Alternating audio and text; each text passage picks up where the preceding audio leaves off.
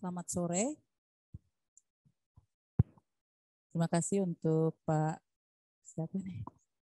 Pak Sauri. Oh ya, Pak Sauri untuk waktu yang sudah diberikan bagi kami.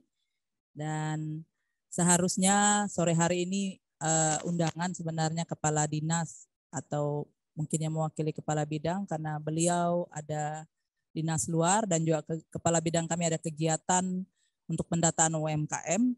Jadi kami yang mewakili beliau ini. Baik, perkenalkan saya tadi Ruth Ujang. Saya melihat ibu-ibu yang ada di tempat ini banyak yang tidak asing ya ibu-ibu.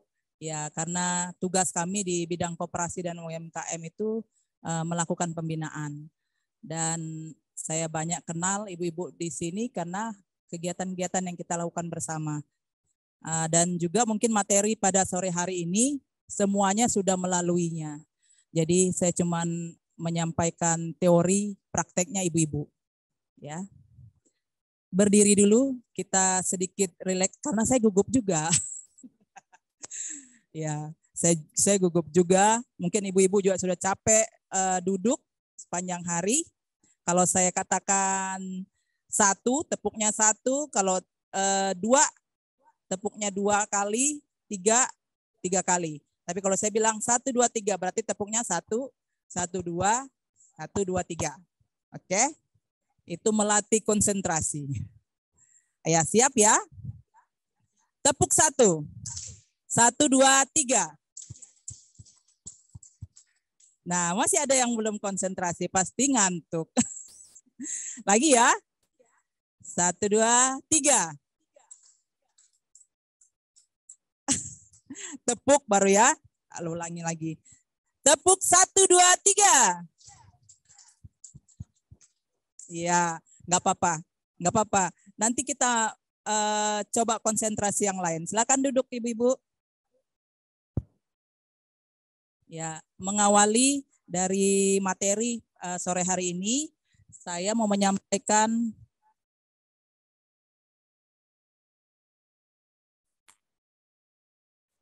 slide pertama, lanjut. Nah, data UMKM Provinsi Kalimantan Utara itu luar biasa ya banyaknya. Itu kita bisa lihat dari slide yang pertama itu ada 31.818 sekian, usaha kecil ada berapa dan usaha menengah ada berapa. Ibu-ibu bisa lihat di layar. Dan selanjutnya posisi Kabupaten Bulungan untuk capaian pendataan UMKM Kabupaten Kota itu mikronya ada 8.296, kecilnya 431, menengahnya 52 dan total sekian. Nah, ini luar biasa kita UMKM yang ada di Provinsi Kalimantan Utara untuk berkembang ya. Apalagi awal pandemi itu semakin banyak UMKM yang tumbuh. Nah, ini mungkin dasar hukumnya sudah ibu-ibu sudah tahu, Undang-Undang Nomor 20 Tahun 2008 tentang UMKM. Lanjut terus. Terus Undang-Undang Cipta Kerja Nomor 11 tentang Cipta Kerja dan juga Peraturan Pemerintah Nomor 7 Tahun 2021 tentang kemudahan, perlindungan dan pemberdayaan koperasi dan usaha mikro, kecil dan menengah. Sebelum masuk dalam materi yang apa itu kewirausahaan, saya ingin ibu-ibu bisa ada nggak yang bisa jawab kewirausahaan itu apa?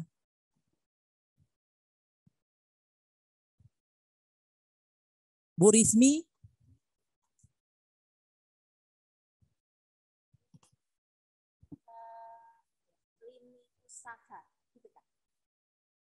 Siapa yang bisa jawab?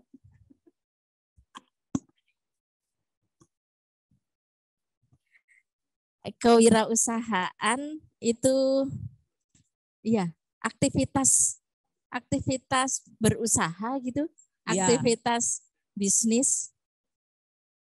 Lanjut Mas, kewirausahaan. Ya, kewirausahaan itu suatu usaha untuk mengembangkan, menciptakan, berinovasi, kreativitas kita membentuk atau menjadikan satu benda atau barang yang bernilai jual, bernilai ekonomi. Itulah kewirausahaan. Dan kalau wirausaha, siapa yang tahu wirausaha? Iya, pelaku dari kewirausahaan itu. Ya seperti ibu-ibu yang ada di tempat ini. Tentunya sudah punya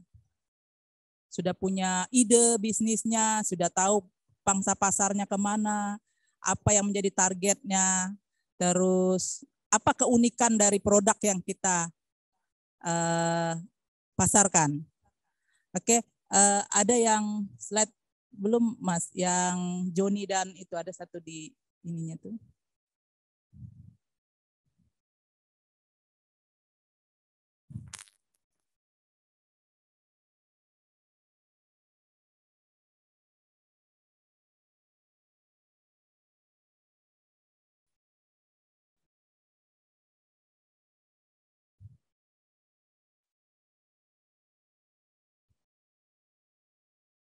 Di dalam foldernya tadi Mas. Nah ini ada satu cerita. Kita bisa baca masing-masing. Di sini Joni memiliki pohon pisang. Mata saya nggak terlalu jelas, maaf ya. Joni memiliki pohon pisang. Setiap pohon pisangnya berbuah dan masak. Ia selalu memetik buah pisang tersebut dan memakannya bersama keluarga. Nah ini kasus yang kedua. Tetangga Joni namanya Nando. Nando juga memiliki pohon pisang. Setiap pohon pisangnya berbuah dan masak. Ia memetik pisang tersebut lalu diolah menjadi es pisang hijau. Es pisang hijau tersebut ia jajakan keluar. Kira-kira yang mana yang di kewirausahaan? Antara dua cerita itu. Yang A atau yang B? Atau yang di atas atau yang di bawah? Yang B. Iya, karena dia mempunyai ide bagaimana pisang ini bukan hanya saja dikonsumsi pribadi, tapi bisa dia membuatnya menjadi nilai jual. Ya.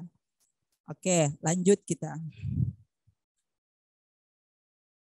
Terus saya mau tanya lagi, mengapa kita perlu berwirausaha?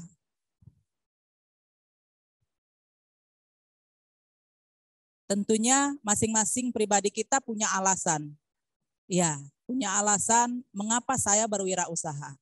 Tapi pada umumnya karena ya mencukupi kebutuhan hidup yang semakin banyak. Terus perkembangan zaman. Kadang kita perlu namanya gadget ya, mungkin Android yang lebih bagaimana lagi, atau untuk anak-anak lah untuk menunjang pendidikannya. Terus laptop. Kalau kita cuman berpangku tangan menunggu uang dari suami, tentunya mungkin tidak cukup ya. Seperti kami juga pegawai, kita menunggu gaji setiap bulan. Tapi tetap saja tidak cukup ya. Nah, itulah wirausaha, kewirausahaan kita. Bagaimana caranya kita menutupi, mencukupi semua kebutuhan kita itu. Dengan cara kita berwirausaha. Tentu ibu-ibu sudah punya pengalaman yang banyak tentang wirausaha. Nah, profil seorang wirausaha mungkin ada di diri ibu-ibu semua ya. Lanjut. Profil seorang wirausaha. Ya, ini. Ini profil seorang wirausaha. Tentu pasti ada di ibu-ibu semua. Punya selalu optimis. Mungkin mengolah satu brownies, pertama kita pasarkan. Sudah punya ide bisnis nih brownies, kita lemparkan ke ini. Ternyata orang nggak suka. Kita evaluasi lagi, kenapa brownies saya tidak disukai orang? Padahal mungkin modelnya sudah menarik, tapi kalau dirasa tidak enak menurut orang. Nah, kita coba lagi evaluasi. Bukan saja untuk evaluasi di diri kita, tapi kita harus minta pendapat dari teman-teman, minta pendapat dari yang lain yang pernah nyoba. Masalahnya apa? Ya, seperti itu. Banyak kok ibu-ibu yang pernah, enak nggak brownies saya? Itu kan pelatihan pernah kan dibawain makanan ke acara pelatihan. Terus ditanya, Bu bagaimana Bu? Makanan saya atau enggak olahan saya enak enggak? Nah, oh ya kurang ini ya. Kurang ini ya, tapi jangan langsung tersinggung ya ibu-ibu ya kalau kita cuma sampaikan. Saya sering kayak gitu tuh. Bu Rismi juga pernah, Ibu apa sih yang kurang? Kata Ibu Rismi kadang ke saya. Oh ini yang kurang Bu. Oh iya, iya, iya. Nah berarti mereka mau dikritik. Mereka mau dikritik bukan berarti kita enggak suka barangnya atau produknya. Bu Rismi mungkin oh ya saya harus buatnya seperti ini. Saya harus mengemasnya seperti ini supaya lebih tertarik. Nah itu seperti itu ya ibu-ibu ya. Terus secara terus-menerus melihat peluang yang tidak dapat dilihat oleh orang lain. Ini yang saya bilang tadi, bukan saja mungkin kita brownies saja yang kita buat. Kalau brownies mungkin banyak sekali yang bisa buat brownies. Tapi bagaimana kita menciptakan brownies yang memang ini rasa saya gitu loh. Ini memang rasanya Ibu siapa ini yang ya ada yang brownies di sini nih. Saya ada nomor HP-nya. Nah, ini rasa saya, rasanya orang lain tidak ada yang sama dengan saya. Itu loh ciri khas kita. Ciri khas kita. Nah, secara terus-menerus kita melihat peluang yang ada. Nah, terus kita menciptakan lebih lagi supaya lebih dinikmati, lebih asik dilihat orang. Apalagi rasanya ya. Terus ketiga, tidak pernah merasa puas. Nah, itu saya bilang tadi kalau sudah jadi brownies, apalagi nih yang kita bisa olah gitu. Kalau ibu ini yang pembatik, pertama mungkin dia membatik model khas Kenya aja. Tapi kan enggak mungkin orang Kenya aja yang tahu menikmati motifnya. Nah, tentunya ada suku lain, suku Tidung, suku Bulungan, bagaimana bisa menyatukan motif Bhinneka Tunggal Ika ya, Bhinneka Tunggal Ika di dalam itu. Nah, ya saya juga sudah lihat batiknya Ibu ini luar biasa, sudah bagus. Terus selalu mempunyai komitmen untuk menang. Ya. Bukan berarti kita menyombongkan diri untuk menang. Maksudnya menang dalam arti keinginan kita. Kan kita punya impian tinggi, tapi kalau kita tidak bisa mencapai kan rasanya kita belum menang. Nah, bagaimana kita bisa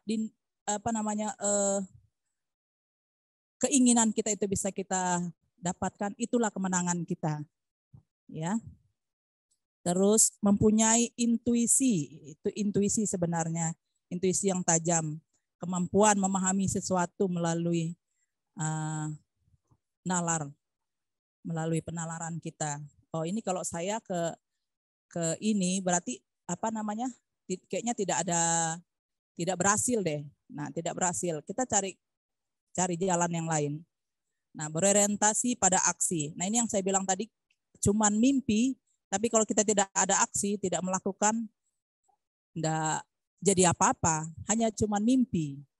Nah, terus dapat memanfaatkan ancaman menjadi peluang. Nah, ini ibu-ibu juga sudah pernah melaluinya ya. Lanjut.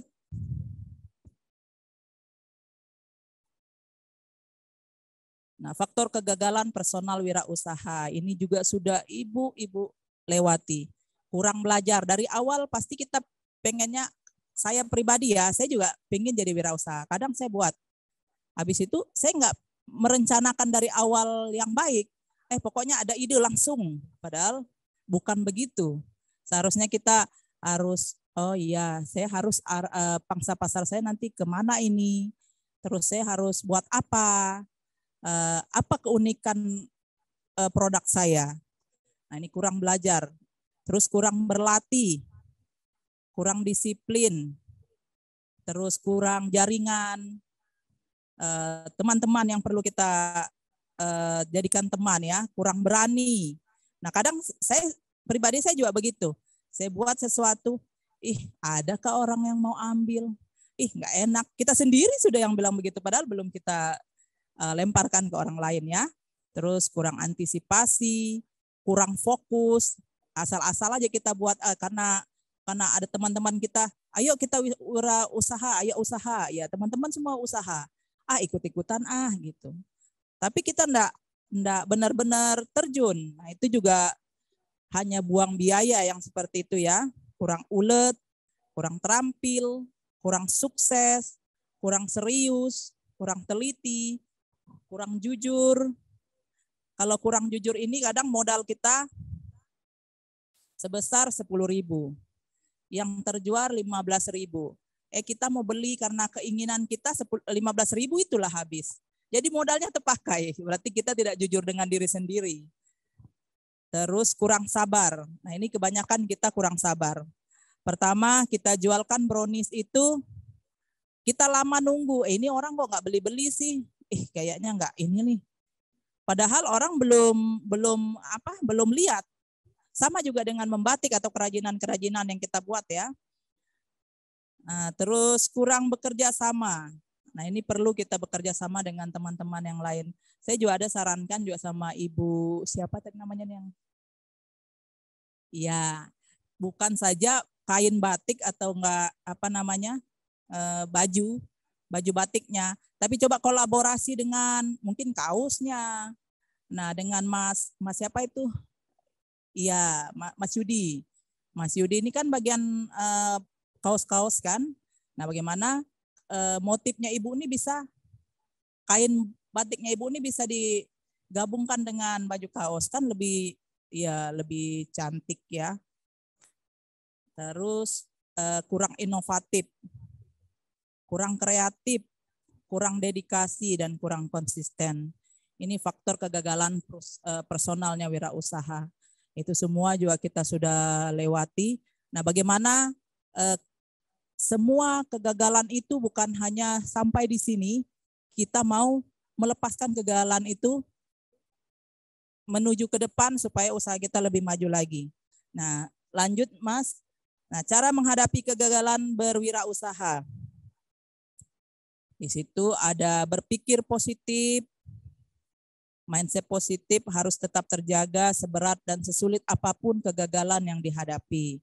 Terus temukan penyebab kegagalan. Nah, itu yang saya bilang tadi, kalau kita gagal pertama, apa yang menjadi kegagalan yang pertama? Kita gali lagi, evaluasi lagi. Nah, lakukan evaluasi. Terus keempat, mencari peluang baru. Kalaupun sudah berapa kali kita mencoba itu produk yang kita buat tidak laku juga, berarti bukan di situ. Kita coba cari cara lain. Terus bikin perencanaan matang. Ini yang saya bilang tadi, kalau saya sih sering kayak gitu. Ada ide langsung kerjakan, padahal kita tunggu kok nggak ada untung-untungnya gitu ya. Terus fokus pada target. Kenali potensi, selalu buka mata dan telinga dari potensi-potensi baru yang muncul. Nah, ke-8, dapatkan motivasi baru. Dapatkan motivasi baru ini, kegagalan harus dijadikan motivasi baru. Jangan kegagalan langsung selesai. Enggak mau berusaha lagi. Terus terus mencoba sampai kita dapat yang memang sudah jadi tren kita. Teman-teman juga sudah pasti ada nih. Ibu-ibunya sudah bertahun-tahun ini di wirausaha ya. Jadi usaha masing-masing. Nah, ini dari peran Dinas Perindustrian, lanjut Mas. Ini peran Dinas Perindustrian Perdagangan Koperasi Provinsi Kaltara itu untuk tahun 2022 itu kita punya kegiatan itu ada 21 kegiatan. Dan diantaranya ada pelatihan dan juga penyuluhan layanan bantuan hukum bagi UMKM.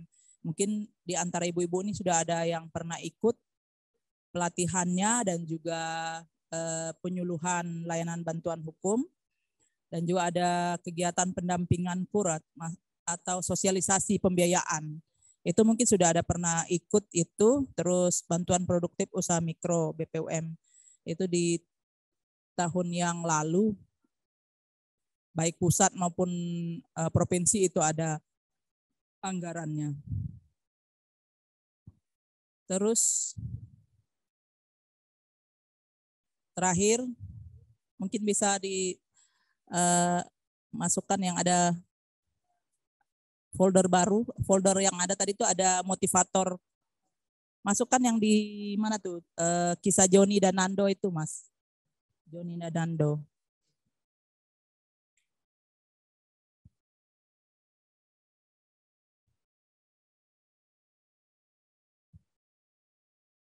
Terus, nah ini motivator Akbar. Nah setelah ini saya minta satu ibu-ibu yang bisa mungkin memberikan pengalaman dari awal kegiatan usahanya sampai sekarang bisa bertahan itu secara singkat ya. Nah ini motivator Akbar, Thomas Alva Edison. Ilmuwan yang tidak pernah menyerah dan terus mencari bahan kawat pijar temuannya meskipun telah gagal 700 kali. Bayangkan 700 kali dia gagal. Nah, sampai asistennya menyarankan agar menyerah saja.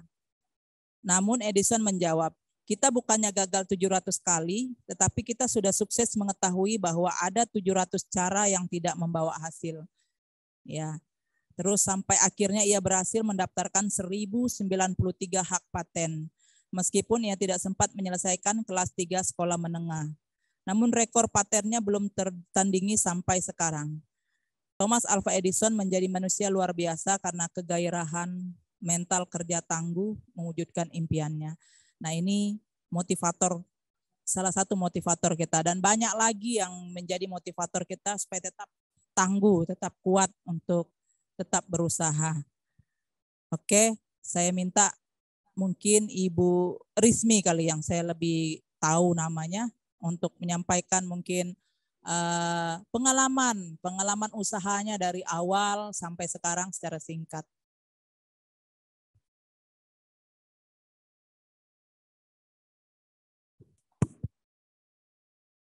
Ambil duduk aja ya, Bu Ruth.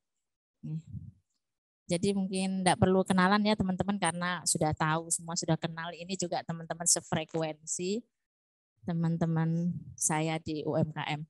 Jadi memang saya mengawali dunia UMKM di tahun 2014. Waktu itu betul-betul nggak tahu ilmunya. Bahkan untuk membuat sebuah produk pun saya tidak tahu caranya. Jadi waktu itu istilahnya tuh kalau bilang orang Jawa tuh nol putul bilangnya. Jadi nggak tahu ilmu sama sekali. Nah, hanya saja waktu itu saya sudah punya mimpi bahwa saya pengen punya home industry, saya bilang gitu. Cuma sebatas itu mimpi, masih tahun 2014. Nah, dari mimpi itu saya bercerita dengan kawan saya di Badan Pusat Statistik, Mbak Nurin namanya. Nah, waktu itu setelah, kalau Mbak mau punya usaha kayak gitu, nanti tak kenalin sama temanku, katanya gitu. Temanku itu dari Dinas Perikanan. Dia sering ngasih pelatihan-pelatihan ibu-ibu, katanya gitu. Jadi waktu itu itulah awalnya saya belajar skill bagaimana pengolahan ikan. Itu dari Dinas Perikanan Kabupaten Bulungan. Waktu itu ada 2 kelompok, kurang lebih itu 12 ibu-ibu lah, 12 ibu-ibu dilatih. Jadi bukan saya sendiri yang dilatih, ada 12 ibu-ibu dilatih.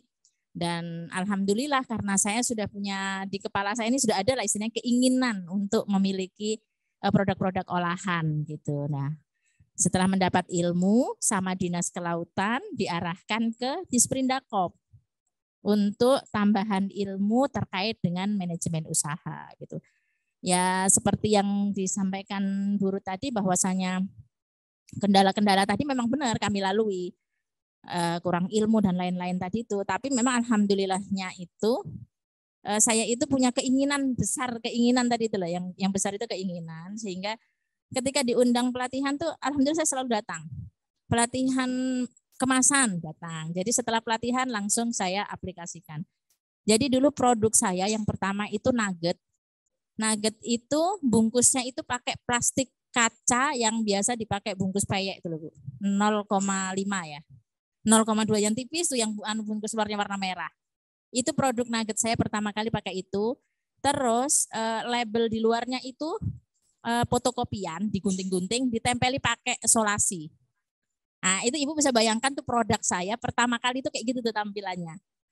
Nah, setelah diberi pelatihan oleh Disprindakop waktu itu terkait dengan pelatihan, alhamdulillah langsung bisa pesan kemasan gitu. Ya, memang selaku UMKM memang kita harus ini ya, harus upgrade ilmu lah istilahnya begitu, karena bagaimanapun dari tahun 2014 sampai sekarang itu prosesnya panjang banget begitu, panjang sekali bagaimana kami istilahnya turun naik, pontang-panting, jatuh bangun untuk memperkenalkan brand gitu.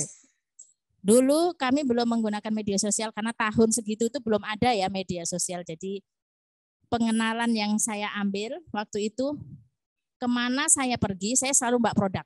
Saya bawa tentengan. Di mana ada kumpul-kumpul, saya bawa tentengan. Ini loh produk saya gitu. Terus saya juga memperkenalkan produk itu dari kantor ke kantor. Saya dari kantor A, kantor B, kantor C. Door to door begitu, hanya meminta orang untuk ngicip. Nggak harus beli kok Bu, ngicip aja. Ntar kalau suka boleh beli, kan bilang gitu. Itu yang kami dapati waktu itu saya sama adik saya. Yang kami dapati itu tidak semua orang itu menerima kita dengan baik begitu. Jadi kadang ada yang dengan wajah yang tidak menyenangkan. Ya itu resiko kita. Ya nggak masalah. Saya bilang nggak masalah. Kalau sekarang dia begitu sama kita, 10 tahun lagi dia akan nyari kita. Saya bilang gitu waktu itu sama adik saya. Dulu minta pulang, ayolah pulang. Nanti 10 tahun lagi dia akan nyari kita. Saya bilang begitu waktu itu. Karena memang waktu itu secara brand itu belum dikenal. Pokoknya masih masih hanya orang tuh kenalnya Bu Rismi, buat nugget itu Bu Rismi gitu. Jadi belum si Yumna ini belum dikenal gitu. Seiring bertambahnya waktu, saya sering ikut pelatihan sana sini. Produk juga sering digunakan oleh pemerintah ya, diorder sama dinas. Terus saya juga belajar menjaga kualitas sehingga terpromosikan dari mulut ke mulut gitu. Terpromosikan dari mulut ke mulut sampai pada tahun 2016, itu sebenarnya 2014 sampai 2017 itu Yumna masih sampingan. Masih produk, istilahnya itu masih usaha sampingan. Usaha utama saya itu kantin sekolah. Jadi penunjang ekonomi keluarga itu yang usaha satunya. Sampai pada tahun 2017 usaha yang satunya itu kolaps. Usaha satunya kolaps. Mau enggak mau, saya bilang sama suami, saya harus membangun Yumna. Saya bilang, saya harus membangun Yumna, saya mau fokus di Yumna gitu. Waktu itu saya sudah punya 3 produk, nugget, bakso ikan, sama ceker bersih. 3 produk ini saya miliki di masa kolapsnya usaha yang satu. 2017 saya mulai lagi fokus di Yumna, menambah produk-produk bandeng tanpa duri, tambah lagi produk yang lain, bakso, dan lain-lain. Dan saya juga ambil kelas pendampingan. Kebetulan waktu itu saya lolos dari seleksinya Bank Indonesia. Saya lolos dari seleksinya Bank Indonesia, pendampingan 2 tahun. Seperti yang dikatakan Mas Rojikin tadi Pak, kami tidak diberi uang transport, bayar sendiri, akomodasi sendiri. Jadi dikala usaha saya yang satu kolaps, yang satu masih merangkak, masih omset 6 juta waktu itu sebulan. Bayangin Pak, omset 6 juta itu loh, untungnya berapa? Nah itu saya harus menyiapkan dana 1 juta setiap bulan untuk biaya saya belajar. Tapi waktu itu saya bilang sama suami, Pak, pokoknya aku diizinkan aja ya belajar, saya bilang sama suami saya. Ya boleh, jadi tapi aku harus Bank Indonesia ini enggak bayarin, dia cuma bayarin coachnya gitu. Iya enggak apa-apa, nanti dikumpulin. Jadi setiap bulan itu saya mempersiapkan 1 juta untuk biaya saya akomodasi, makan, transportasi selama di Tarakan, selama kelas. Nah, coachnya itu dibayar oleh Bank Indonesia. Nah, padahal kondisi kan sedang sulit nih. Secara usaha down, usaha satu kolaps, saya masih merangkak. Tapi memang rezeki itu kan Allah yang mengatur ya. Satu yang saya semangat, pokoknya saya harus belajar, saya fokus di Yumna. Saya mau membesarkan Yumna. Dari situlah terbuka, mindset mulai dirubah. Mindsetnya dirubah oleh tim dari BI. Bagaimana tidak boleh bergantung kepada bantuan. Bagaimana harus meluruskan niat dalam berusaha, dalam berbisnis. Bagaimana juga nanti manajemen usahanya. Nah, itu semua dilatih oleh Bank Indonesia. Sampai pada akhirnya saya bisa naik itu di pandemi. Jadi kalau kondisi pandemi, teman-teman itu mungkin pada down, produk saya alhamdulillah diminati waktu itu di kala pandemi. Ya, pandemi, jadi saya produknya itu naik di pandemi. Sebentar ya Pak, saya sambil minum.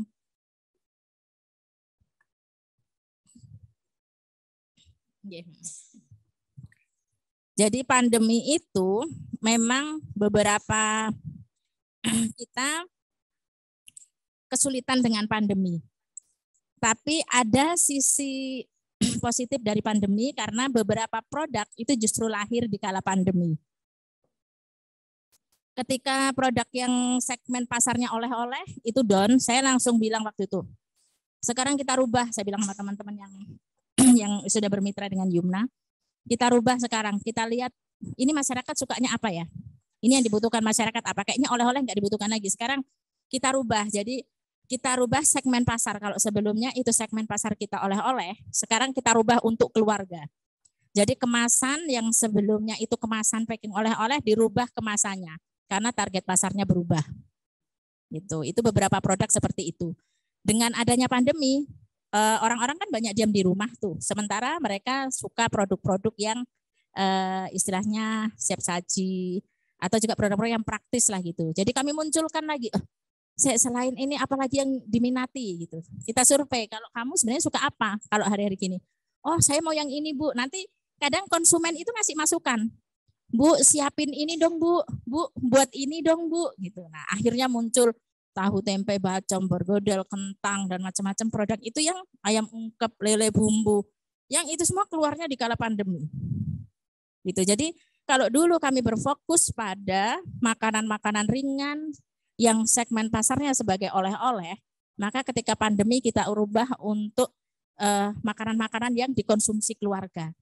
Sebenarnya cemilan itu juga enggak juga mati sebenarnya, hanya saja pola pemasaran kita yang berubah gitu.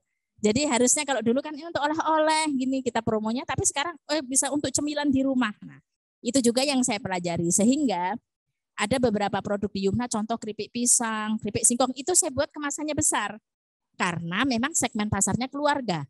Jadi ini yang beli ini untuk maam keluarga di rumah gitu. Jadi stoplesan, maamnya bisa rame-rame gitu. Kenapa muncul produk-produk kemasan besar di Yumna? Itu segmennya itu saya bidiknya.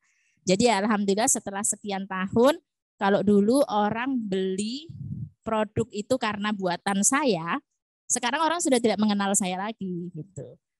Jadi sudah orang yang punyanya Yumna gitu. Orang udah nggak tahu Bu Rizmi lagi. Kalau dulu saya pernah buat dulu itu saya sempat buat survei juga, kenapa sih kok beli produk Yumna? Saya tanyain gini nih sama konsumen yang beli. Ya karena yang buat Bu Rizmi, bilangnya gitu. Jadi sebagian dari konsumen itu membeli produk saya itu karena percaya dengan saya secara personal begitu. Itu dulu karena yang beli adalah teman-teman saya gitu, orang-orang yang kenal sama saya. Tapi sekarang kan tidak seperti itu yang terjadi. Sekarang tidak semua yang beli itu kenal saya gitu, taunya Yumna. Jadi kemarin itu pendampingan secara untuk mengangkat brand-brand UMKM melalui media sosial itu penting juga karena akhirnya media sosial itu menjadi salah satu sarana yang paling canggih, paling mudah untuk memperkenalkan brand kita gitu. Makanya saya juga mungkin kalau mendengar saya gelar produk, produk Yumna Bu, produk Yumna, saya selalu bilang gitu, saya nggak bilang Bandeng Tanpa Duri, bakso, saya nggak bilang gitu, tapi saya ngenalinya Yumna. Jadi ketika saya nyebut Yumna, produk Yumna Bu, ini konsumen udah tahu, oh di Yumna ini ada ceker, Bandeng Tanpa Duri, bakso, udah gitu. Itu yang saya saya mau tanamkan di konsumen gitu. Jadi ketika menyebut Yumna, maka yang ada di benak mereka, oh di sana ada produk lokal, di sana ada produk frozen gitu, yang aman, halal gitu. Itu yang mau saya angkat gitu, sehingga ketika menyebut Yumna gitu orang sudah tahu, oh frozen food, oh bisa beli oleh-oleh, oh bisa. Nah harapan saya mungkin teman-teman ke depan juga bisa melakukan hal yang sama untuk bisa upgrade diri ya, tadi itu harus belajar, dan belajar itu ada yang free, ada yang berbayar. Contoh untuk kayak hari ini kan free ya, alhamdulillah kita dapat kelas gratis, tapi ada kalanya kita juga harus ikut yang berbayar gitu. Kadang itu ada narasumber yang memang luar biasa, di luar sana jauh tempatnya gitu, tapi kita bisa ikut belajar gitu dari sini, nggak harus datang ke sana. Itu jadi teman-teman sih harapannya untuk merubah mindset ya, mindset kita harus dirubah untuk lebih maju, lebih berkembang lagi dan membuka diri untuk belajar gitu. Karena kalau nggak belajar, mungkin kalau saya nggak ikut pelatihan ya tetap aja seperti itu. Nah, jadi karena ikut pelatihan dan diterapkan, ya alhamdulillah bisa seperti ini. Meskipun ya nggak 100%. Jadi misalkan gini Pak, pelatihan seharian tuh semuanya nyantol gitu tuh kadang enggak juga. Karena otaknya emak-emak dibagi-bagi, tapi minimal bisa diambil poin-poin. Ketika pelatihan kemasan, berarti setelah ini kemasannya harus dirubah gitu.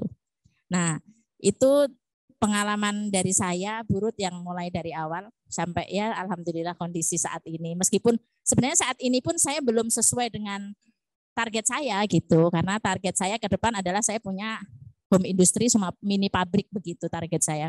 Dan dengan produk yang bisa berada di toko-toko yang ada di Tanjung Selor, bahkan di seluruh Kalimantan Utara. Bisa keluar juga go ya.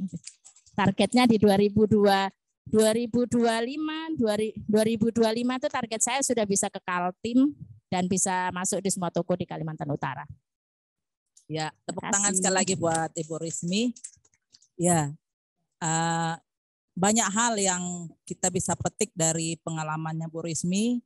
Jangan cuma lihat lain kan produknya lain sendiri, saya lain lagi. Tapi kita lihat kejeliannya, melihat peluang pasar, bagaimana keuletannya dengan masalah-masalah dalam usahanya, dia tetap ini mengubah mindsetnya, bagaimana caranya supaya usahanya tetap bertahan. Dan sampai sekarang dari 2014 ya, Bu Rismi ya, sampai sekarang itu bisa bertahan. Dan tentunya ibu-ibu yang lain pasti tetap akan tetap bertahan. Bagaimana Pak? Bapak juga punya usaha? Ya, nanti ke depannya bukan saja kita bekerja sendiri. Dan saya tahu seperti Ibu Rismi, dia sudah kemana-mana. Saya dari 2014 juga sudah di Disprindakop. Berapa kali beliau datang untuk suruh tester makanannya. Coba Bu, coba semua. Itu jangan pernah malu. Yang kita merasa kecil, saya kan cuman orang kecil, mereka kan ini. Gak usah pikir seperti itu. Sodorkan saja. Nanti urusannya mereka suka atau tidak, nanti kita lihat. Setelah itu mereka akan mencari kita atau mereka tidak mencari. Itu yang kita tunggu. Dan mungkin satu lagi yang bisa kasih contoh, singkat aja. Mungkin ibu dari sebelah sini ya, saya lupa namanya, saya banyak tahu tuh. Iya, sebelah kanan, ibu yang jilbab abu-abu lah, yang di tengah.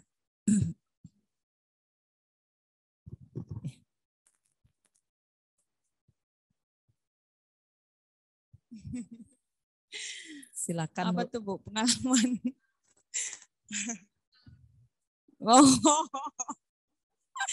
Assalamualaikum warahmatullahi wabarakatuh. Saya Suryana, brand saya Unka.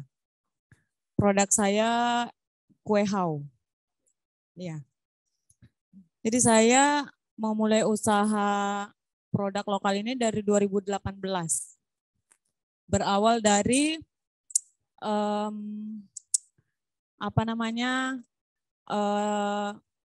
teman-teman yang dulu teman-teman kerja saya itu kebanyakan dari luar Kalimantan, dari Jawa gitu kan. Ketika mereka ingin pulang ke Jawa, suka nanya, apa sih yang bisa saya bawa dari sini gitu kan. Nah, kemudian saya bilang, di sini ada toko oleh-oleh, saya bilang itu, oleh-oleh Kaltara. Katanya saya dari sana, tapi produk yang ada di sana itu ada semua di Jawa kata gitu kan. Jadi lagi-lagi mereka bawa pulang produk luar negeri, produk dari negeri seberang, Milo, Apollo seperti itu. Kemudian satu waktu saya ada ke nikahan teman, kebetulan teman saya suku Dayak. Saya dikasih kue itu, kuenya lucu, warna-warni kan. Saya tanya, ini apa kok dikasih bungkusan kecil gitu kan. Itu kue kami, jadi setiap suku kami menikah nih wajib ada kata dia gitu. Jadi saya melihat peluangnya dari situ. Oh ini boleh nih buat oleh-oleh gitu saya kata. Jadi kemudian tiba-tiba juga nih kebetulan sekali teman di satu grup ngomong ini ada pelatihan PKP gitu kan. pelatihan ini tuh sertifikatnya penting nanti untuk legalitas, kata dia gitu. Jadi saya coba ikut tuh belum ngeluarin produk sama sekali. Ikut pelatihan, setelah dapat sertifikat itu, saya mulai nih memang langsung targetnya kan oleh-oleh. Jadi saya langsung di kemasan waktu itu. Lihat-lihat di Google lah produk-produk lokal kan di YouTube. Oh ternyata ada kemasan seperti ini gitu. Jadi saya memulainya memang dari kemasan. Nah, launchingnya itu kebetulannya lagi bukan di Tanjung Selor. Kita ada acara biro di Nunukan, kebetulan saya ikut acara biro tapi jualannya pakaian gitu kan. Jadi di Malinau, waktu itu biro Malinau 2018. Begitu kemasan datang langsung kita produksi, kemas, kemudian kita launchingnya di sana. Jadi bagi-bagi 50 bungkus untuk tester. Gitu. Pertama kali itu memang beraninya di sini. Maksudnya cek pasar di sana kan rata-rata memang suku Dayak ya banyak di sana. Jadi kita bagi-bagi langsung ke kantor bupatinya di sana. Kebetulan ada artis kan waktu itu lumayan lah endorse gratis. Langsung dibagikan. Nah, alhamdulillah sampai ke sini kita titip di oleh-oleh ya alhamdulillah sih karena memang saya nggak tahu sih kalau saya nih kue auto kan makannya tuh nggak bosenin gitu karena kan dia manis-manis gurih gitu ya. Begitu bawa ke oleh-oleh itu memang langsung ini peminatnya banyak gitu untuk oleh-oleh sih memang karena target pasarnya oleh-oleh kan gitu. Kemudian di 2019 coba olah pisang. Pisang dijadikan keripik tetapi dipakaikan coklat batang jadi lumer gitu. Coklat lumer kan. Lumayan sih beberapa kali modif rasa gitu kan karena ada pertama kali saya buat tuh sebulan udah bau tengi, bau apa ya? Karena mungkin dari minyak gitu kan. Kemudian bulan kedua, bulan ketiga gitu rubah lagi rasanya gitu kan. Saya sempat nitip pertama kali itu nitipnya 20, expirednya 17. Nitip di oleh-oleh. Itu tapi kemasannya masih yang biasa gitu kan. Saya pikir coba ganti kemasan lah kayak kue hao gitu kan. Pesanlah kemasan lagi. Kemudian setelah saya berganti kemasan dan ternyata memang lagi-lagi produk itu penjualannya tuh memang lagi-lagi dari kemasan gitu kan. Mungkin memang pandangan pertama kan ya kemasan gitu. Rasa mungkin ya harus mengikuti, tetapi ya pandangan pertama pastinya kemasan gitu kan. Setelah saya ganti kemasan, alhamdulillah sampai sekarang belum pernah expire lagi kalau dari oleh-oleh, alhamdulillahnya gitu ya. Jadi tapi itu kan karena target saya memang oleh-oleh ya, target saya memang oleh-oleh. Jadi memang saya fokusnya di kemasan, selain rasa di kemasan gitu. Alhamdulillah sampai sekarang kue house sudah ada sertifikat halal. Kita sudah kirim ke Nunukan juga, UKM Center Nunukan. Kalau Tarakan kita belum, kemarin ke sana ngelobi. Ternyata UKM Center Tarakan itu nggak mau nerima produk luar. Karena UKM Center di sana itu dikelola sama siapa itu? Bukan kantor di wali kota. Kami nggak bisa masuk sana gitu kan. Nah, terus jika ada ini Mbak sekalian ya, jika ada kegiatan luar, biasanya kan yang dibawa UKM Center Tarakan ya. Nah produk kami itu nggak ada di sana. Ketika ada acara di luar itu kan yang dibawa UKM Center Tarakan. Otomatis produk kami nggak di sana, sedangkan yang mereka bawa kan Kalimantan Utara ya Mbak. Jadi itu saya pikir mungkin bisa dijadikan pertimbangan gitu kan. Karena ketika yang dibawa UKM Center harusnya mereka menampung produk kita semua sekaltara ya kan. Seperti itu.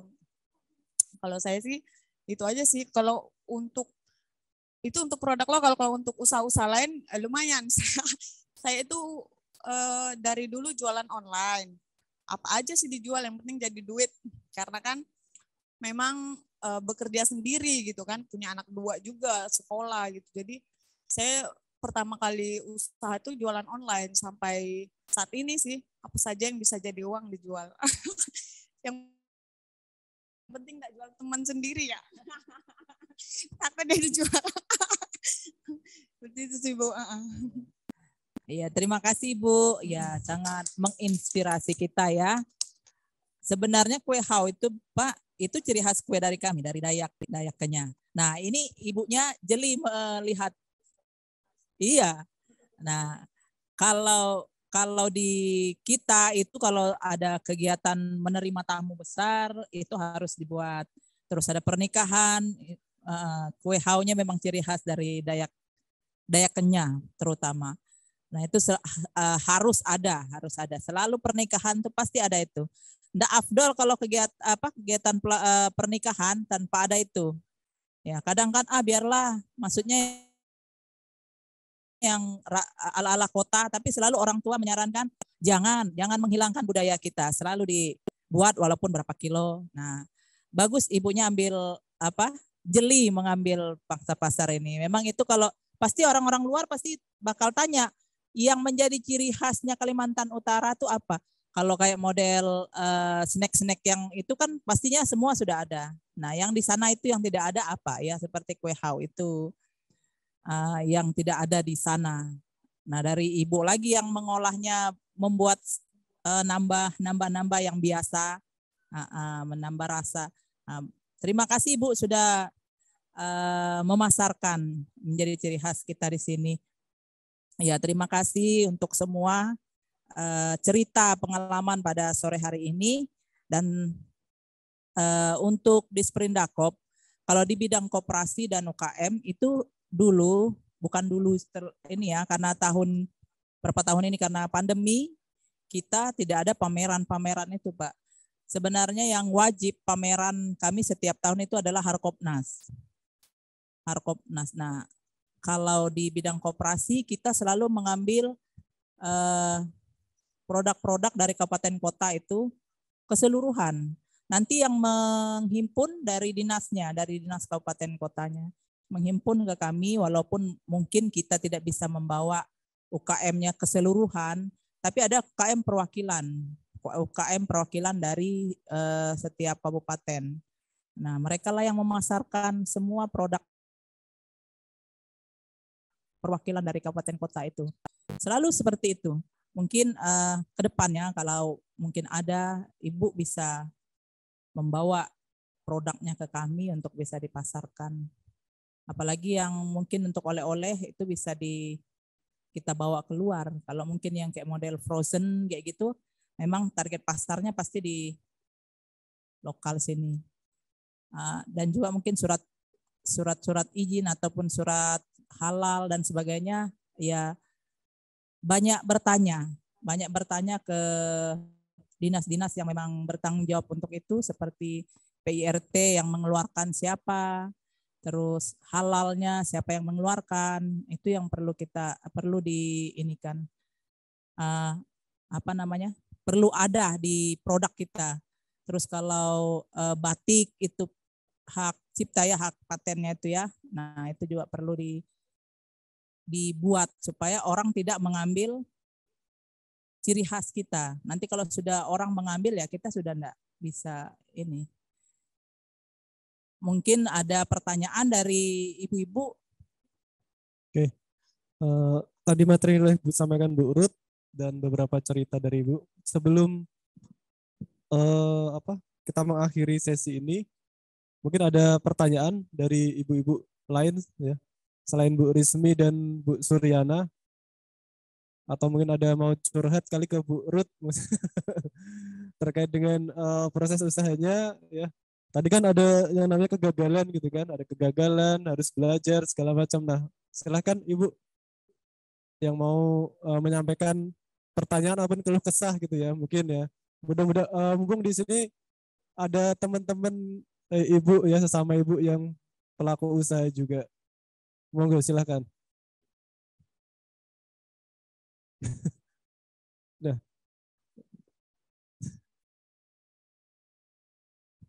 Silakan Bu. Terima kasih atas kesempatannya Ibu. Izin bertanya Ibu, untuk mengenai hak cipta atau hak paten itu, kalau saya itu kan ada motif motif, ada bermacam-macam motif itu Bu. Jadi per motif kah atau gimana Ibu untuk hak patennya? Terima kasih. Mohon maaf nih ya kalau mungkin saya tidak bisa menjawabnya lebih tepat. Yang saya tahu itu setiap motif tuh harus ada. Setiap motif kan beda-beda kan Bu. Jadi itu yang harus diurus. Setiap motif itu ada hak patennya itu Bu. Nanti takutnya ada yang sama dengan yang punya Ibu, kan pasti mereka duluan yang mengambil. Ya Bu, terima kasih. Nanti lebih jelasnya mungkin bisa tanyakan ke bidang industri. Kalau bidang industri bagian kerajinan Pak. Nah, bagian kerajinan-kerajinannya. Nah, mungkin Ibu bisa nanti tanyakan ke sana bagaimana mengurus untuk hak ciptanya tadi itu. Baik Ibu, terima kasih banyak. Oke. Dari ibu-ibu yang lain sebelah kanan. Silakan Bu. Ada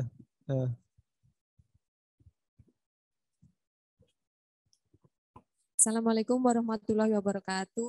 Bu, ini mau nanya sedikit sambil curhat sih. Ini kan saya sedang proses pengajuan halal, cuman yang difasilitasi dari Dinas Perindakop Kabupaten itu kan cuman 1. Sedangkan saya ini ada 3 kategori produk itu. Provinsi memfasilitasi enggak Bu untuk halal? Itu aja pertanyaannya. Ibu, karena usaha mikro ini di bawahnya kabupaten. Ya, jadi kabupaten yang mengurus. Nah, kalau provinsi itu usaha kecilnya. Jadi masing-masing punya tanggung jawab. Siap Bu, terima kasih jawabannya. Ya. Oke. Karena target kita jam 4 selesai. Sebelum kita tutup, masih adakah yang mau ini Bu? Meskipun mungkin tidak menyelesaikan ya, atau memuaskan ibu-ibu semua ya, minimal kita bisa curhat, ataupun nanti siapa tahu di kemudian hari ada penyelesaian seperti itu ya. Ya ibu-ibu, mungkin kalau ada pertanyaan ataupun curhatan yang ingin disampaikan, bisa aja nanti ke kantor, kita bisa diskusi. Bukan saya sendiri, mungkin ada teman-teman yang mungkin mengetahui lebih tahu, akan memberikan solusi lah untuk teman-teman. Dan tahun depan itu mungkin ada kegiatan juga, kita pelatihan-pelatihan. Jika ada ibu-ibu yang mau mungkin mengusulkan saya kurangnya di mana, bisa sampaikan lah ke ini, atau buat proposal per kelompok usaha. Pernah juga seperti kembali lagi Bu Rismin ya, karena Bu Rismin ini rajin nih ke provinsi. Dia mengajukan proposal untuk buat pelatihan perkoperasian, prakoperasi. Nah, mereka ini ada kumpulan Salimah ya Ibu ya. Nah, mereka ini ingin membentuk satu koperasi Salimah itu. Nah, mereka ingin berikan pencerahan lah bagi pra anggotanya. Nah, itu waktu itu kita fasilitasi ya Ibu, walaupun lewat Zoom kalau nggak salah tadi itu. Lewat Zoom. Karena pas masa pandemi, Ibu Rini yang kemarin ya jadi itu.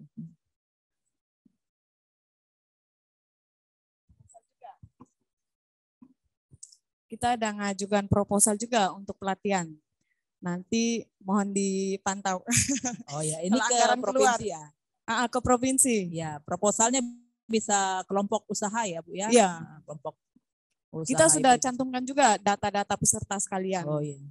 Ya, seperti di Tias ada Ibu Haja siapa namanya? Nah, ini mereka mengajukan proposal untuk dilakukan pelatihan di Tias. Karena di sana kan ada produk lokalnya, Pak. Ikan, udang. Nah, iya. Kulit-kulit udang itu kan, kepala udang itu kan dibuang aja, Pak. Nah, iya. Nah, itu mereka minta dibuat pelatihan di sana. Jadi bulan kemarin atau enggak bulan ini tadi ya, kami ke Tias buat pelatihan itu, kami ambil dari narasumbernya dari Sidoarjo. IKM di sana. Jadi 10 resep yang dilatih di sana. Dan rencana nanti ada di Tanah Kuning. Di Tanah Kuning itu kan ada produk lokalnya juga, masalah ikan, udang, semuanya.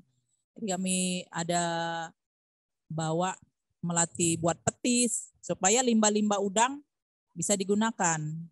Terus kerupuk ikan, kerupuk udang, terus terasi. iya macam-macam terasi juga. Nah terasi yang dibuat itu terasinya yang bisa langsung dimakan karena dipanggang. Iya siap langsung cocol-cocol gitu. Sama juga dengan petisnya. Jadi petisnya kan kadang kita ini masak nggak sudah ya, itu sudah bisa di ini. Nah nanti bisa minta tolong lah, siapa tahu bisa promosikan karena ini baru mereka memulai juga, baru dilatih dan juga baru mereka sudah khawatir nanti kami pasarkannya kemana gitu. Terus kira-kira ada, kalau rasa sudah oke sekali, sudah itu. Nah, Ibu Rismi bisa nih kerjasama dengan orang Tias nih. Iya, kerjasama Bu. Iya. Tadi kan salah yang satu frozen, kan? Salah satu tadi apa itu?